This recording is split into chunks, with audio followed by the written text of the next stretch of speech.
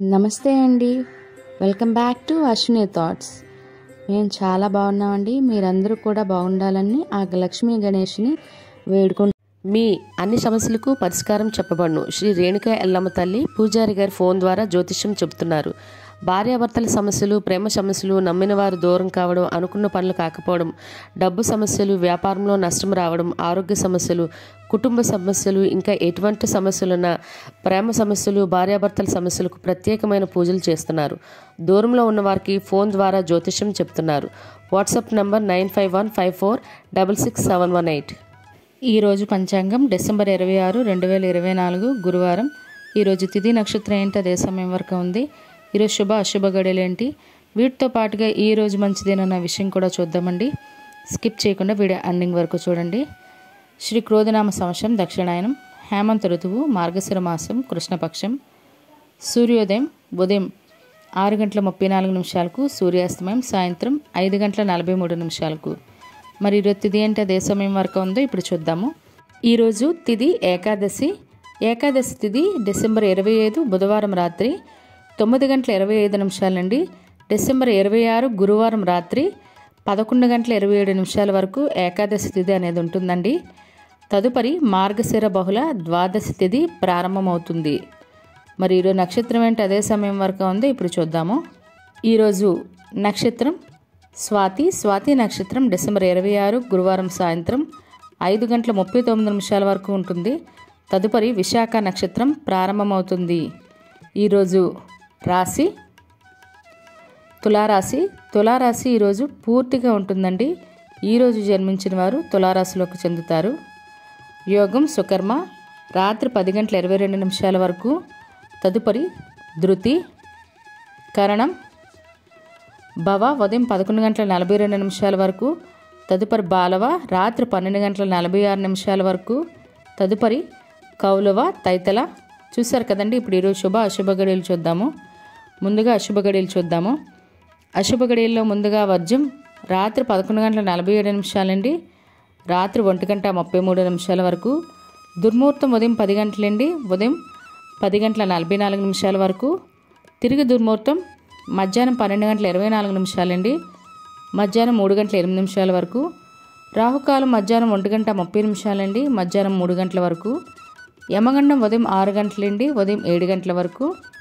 గుళిక కాలం ఉదయం 9:47 నుండి ఉదయం 11:04 వరకు. ఇవన్నీ ఈరోజు అశుభ సమయాలండి. మరి ఇప్పుడు ఈరోజు శుభ సమయాలు అనేవి చూద్దాము. శుభ సమయాల్లో ముందుగా బ్రహ్మముహూర్తం తెల్లవారితే 5:11 నుండి తెల్లవారితే 5:59 వరకు. అమృత గడియలు ఉదయం 7:57 నుండి ఉదయం 9:43 వరకు. అభిజిత్ ముహూర్తం ఉదయం 11:54 నుండి మధ్యాహ్నం 12:38 వరకు. ఇవన్నీ ఈరోజు శుభ సమయాలండి. మరి ఇప్పుడు ఈరోజు ప్రశ్న అనేది చూద్దాము. ఈరోజు ప్రశ్న, ద్రోణాచార్యునికి ఏకలవ్యుడు ఇచ్చిన గురుదక్షిణ ఏమిటి? ఈ ప్రశ్నకు సమాధానం తెలిస్తే కింద కామెంట్ బాక్స్లో కామెంట్ చేయండి. మీరు కూడా ప్రశ్న అడగాలంటే అశ్విని రాపెట్ ఇన్స్టా పేజ్లో తెలుగులో మీ ప్రశ్నను, మీ పేరు, మీ జిల్లా పేరు పెట్టి మీ ప్రశ్న అయితే అడగండి. మరి నిన్నటి అడిగిన ప్రశ్నకు సమాధానం, కీచకుడు బావ పేరు ఏమిటి? విరాటరాజు అండి. అందరూ కరెక్ట్గా చెప్పారు. మరి ఇదే ప్రశ్న మీ కుటుంబ సభ్యులు పిల్లల్ని అడిగి వాళ్ళకి కూడా పురాణాల పట్ల అవగాహన పెంచండి. మరి ఈరోజు ప్రత్యేకతలు. ఈరోజు విమల ఏకాదశి అండి. దీన్నే సఫల ఏకాదశి అంటారు. ఈరోజు ఏకాదశి ఉపవాసం చేయడం వల్ల అజ్ఞానం అనేది నివృత్తి అవుతుంది. అదేవిధంగా ఈరోజు ఏకాదశి పూర్తిగా ఉంది కాబట్టి ద్వాదశి తర్వాత రోజు అంటే శుక్రవారమే మనకి ద్వాదశి ఉంది కాబట్టి ఏకాదశి ఉపవాసం చేయాలనుకునే వాళ్ళు బుధవారం ఒంటిపూట ఉండి, గురువారం పూర్తిగా ఉపవాసం ఉండి, శుక్రవారం సాయంత్రం చుక్కను చూసి పంతులకి బ్రాహ్మణునికి స్వయంపాకం ఇచ్చి అప్పుడు మనం చుక్కను చూసి భోజనం చేయవలసి ఉంటుందండి. మరి అదేవిధంగా ఈరోజు జాతీయ వినియోగదారుల హక్కుల పరిరక్షణ దినోత్సవం అండి. మరియు ఈరోజు బాక్సింగ్ డే కూడా. మరియు 2004వ సంవత్సరంలో ఇదే రోజు సునామీ అనేది కూడా వచ్చిందండి. అదేవిధంగా నేను ఇన్స్టాలో ఒక పోస్ట్ చేశానండి.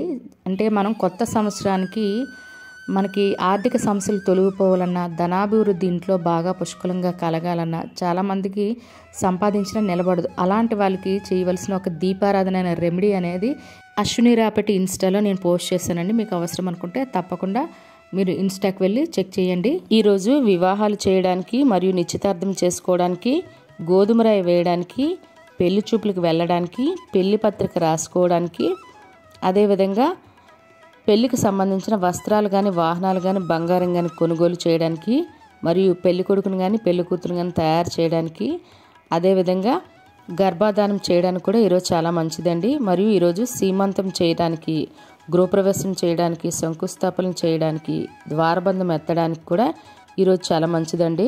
మరియు వాస్తు పూజలు చేయడానికి, వాహనాలు కొనుగోలు చేయడానికి, అదేవిధంగా వాహనాలు రిజిస్ట్రేషన్ చేసుకోవాలన్నా, వాహనాలకి పూజ చేయించుకోవాలన్నా కూడా ఈరోజు చాలా మంచిదండి. మరియు నూతన వస్తువులు, ఎలక్ట్రానిక్ వస్తువులైనా కొనుగోలు చేయడానికైనా, ఓపెనింగ్ చేయడానికి కూడా మంచిది. మరియు షాపులు ఓపెనింగ్ చేసుకోవాలన్నా, లేదా వాటికి సంబంధించి అడ్వాన్స్లు ఇవ్వాలన్నా కూడా మంచిదండి. అదేవిధంగా బారసాల చేయడానికి, అక్షరాభ్యాసం చేయడానికి, అన్నప్రాసన చేయడానికి కూడా మంచిదండి. మరియు ఇళ్ళ స్థలాలకి, ఇళ్ళకి రిజిస్ట్రేషన్ చేసుకోవాలన్నా, వాటికి సంబంధించి అడ్వాన్స్లు ఇవ్వాలన్నా, లేదా నూతన ఉద్యోగాల్లో జాయిన్ అవ్వాలన్నా, లేదా అప్లికేషన్ పెట్టుకోవాలన్నా కూడా ఈరోజు చాలా మంచిదండి. అదేవిధంగా స్లాబులు వేయడానికి, బోర్లు తీయడానికి కూడా ఈరోజు చాలా మంచిది. అదేవిధంగా చివరి మార్గశిర లక్షవారం కదండి ఈరోజు. మరి ఈరోజు పూజ చేస్తారు, నైవేద్యం కూడా పెడుతున్నారు. కానీ మార్గశిర లక్షవారం వ్రత కథ అంటే పూజా కథ కూడా ఉంటుందండి. అది తప్పనిసరిగా వినాలి. ఆ వీడియో అయితే మీకు హ్యాండ్ కార్డ్స్లో పెడతాను, అవసరం అనుకుంటే చూడండి. లేదా మీ బుక్ ఉంటే అందులో అయినా చదువుకోండి. చూసారు కదండి ఈరోజు పంచాంగం. ఈ వీడియో నచ్చినట్లయితే మీ ఫ్రెండ్స్ అని, మీ ఫ్యామిలీ మెంబర్స్ కానీ ఈ వీడియో అవసరం అనుకుంటే వాళ్ళకి ఈ వీడియో ఫార్వర్డ్ చేయండి. మరిన్ని ఇంట్రెస్టింగ్ వీడియోల కోసం అశ్విని థాట్స్ ఛానల్ని సబ్స్క్రైబ్ చేసుకోండి. బెల్ బటన్ టచ్ చేసినట్లయితే ప్రతి నా వీడియో మీకు నోటిఫికేషన్ కింద వస్తుంది. ధన్యవాదములు.